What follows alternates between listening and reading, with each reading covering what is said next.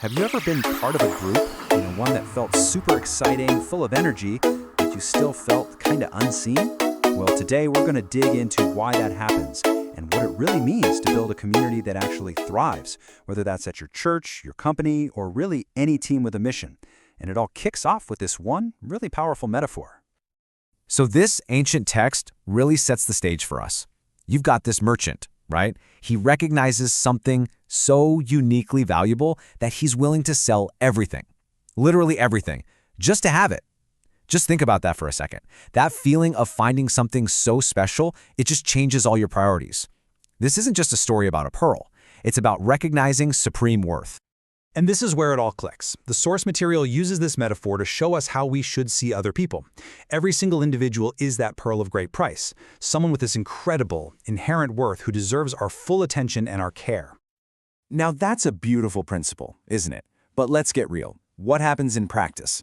How does someone or something so precious end up getting overlooked? This is where that perfect idea bumps up against a challenge that, honestly, a lot of us have probably seen happen in growing organizations.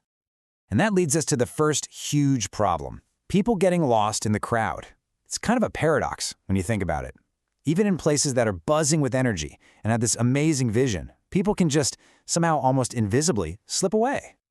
This slide just lays out the symptoms perfectly. I mean, look at this progression.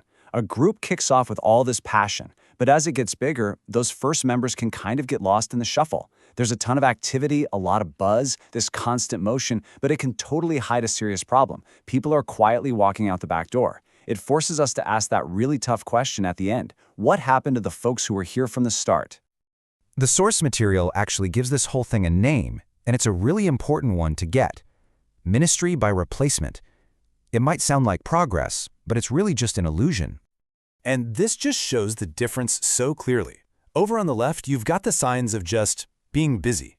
New faces show up all the time, which feels great, but the room is never actually fuller because just as many people are leaving. All the focus is on the newcomer. But on the right, that's what real growth looks like. New people come, and they stick around.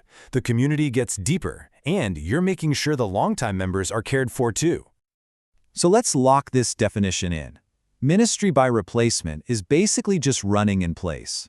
You see all this motion, this revolving door of new faces, and you mistake it for progress. But you're really just on a treadmill, not actually moving forward. It's all activity with zero accomplishment. Okay, so if that's the problem, what's the solution? How do you actually stop that revolving door? Well, the key is to stop managing a crowd and start nurturing a real community. And the source is super clear on this. Hope is not a strategy. The solution can't be an accident. It has to be a deliberate, intentional system that's designed to make sure nobody falls through the cracks. The example here is a cell system. Small groups where that individual connection and care can actually happen.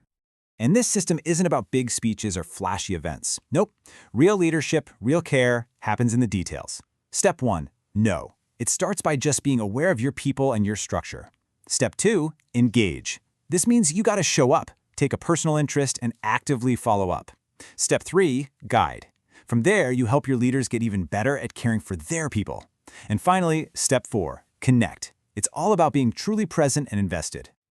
All those practical steps we just went through, they're all powered by this one fundamental shift in your thinking. It's the difference between looking out at a sea of faces and seeing a collection of unique, invaluable individuals.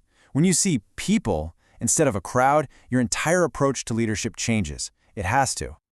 All right, this brings us to the core thesis of this whole explainer. This is the big idea that ties everything we've talked about together. First thing, real, lasting growth doesn't just happen. It's not an accident. It's like planting a garden. It's the direct result of having a plan and putting in consistent effort. And paired right with that, making a real impact is also not an accident. Being effective requires deliberate choices, careful systems, and a laser focus on what actually matters. So why? Why do all this? Why bother with all this intentional planning and deliberate effort? Well, it all comes right back to where we started. We do the hard work. We build the systems. We care about the details because every single person is that pearl of great price. And that leaves us with one last personal question. In your church, on your team, in your family, it's so easy to get lost in all the activity. But who is the one pearl, the one individual who might be getting overlooked and really needs your focused attention right now.